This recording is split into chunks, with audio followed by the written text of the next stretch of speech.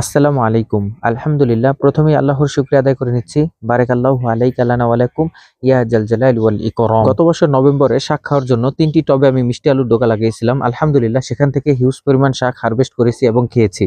আমরা জানি যে মিষ্টি আলুতে রয়েছে প্রচুর পরিমাণে আয়রন, ভিটামিন সি ও অ্যান্টিঅক্সিডেন্ট, যা আমাদের চুল পড়া রোধে একটি কার্যকারী ভূমিকা রাখে।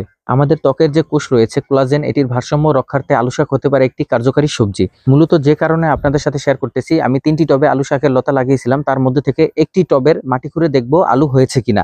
মাশাআল্লাহ, দেখতেই পাচ্ছেন আলুর যে সাইজ, আমরা বাজারে যে আলু কিনতে পাই তার থেকে কোনো অংশেই কম না। একটি টবে কি পরিমাণে আলু হয়েছে তাই আপনাদেরকে দেখাবো। দেখতেই পাচ্ছেন মাটি খুঁড়ে একদম ভিতরে চলে গেছে।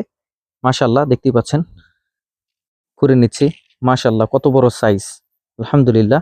আমরা অনেকেই মনে করি ছাদে কোনোভাবেই শাকসবজি ফলানো পসিবল নয়। আপনি যদি সঠিক পরিচর্যা এবং পরিশ্রম করেন, অবশ্যই ছাদ থেকে ভালো ফলন পেতে পারেন। যারা এখন আমার ফেসবুক পেজটি ফলো করেন নাই, তারা অবশ্যই আমার ফেসবুক পেজটি ফলো করে দিবেন ছাদ রিলেটেড কৃষি কন্টেন্ট পেতে। মাশাআল্লাহ, দেখতেই পাচ্ছেন আলুর কি সাইজ! মাশাআল্লাহ, মাশাআল্লাহ, আলহামদুলিল্লাহ, মাশাআল্লাহ। আল্লাহর অশেষ রহমত ছাড়া আর কিছুই না। আল্লাহ তাআলা চাইলে সবই পারেন। একটি টবের মধ্যে মাশাআল্লাহ দেখতে পাচ্ছেন কতগুলো আলু হয়েছে। মাশাআল্লাহ। ৩টি টবের মধ্যে থেকে একটি টবের আলু আমি জাস্ট এই করে দেখছি, এক্সপেরিমেন্ট করে দেখতেছি যে কতগুলো আলু হয়। মাশাআল্লাহ। খুঁড়তেছি আর আলু বের হচ্ছে, খুঁড়তেছি আর আলু বের হচ্ছে। মাশাআল্লাহ।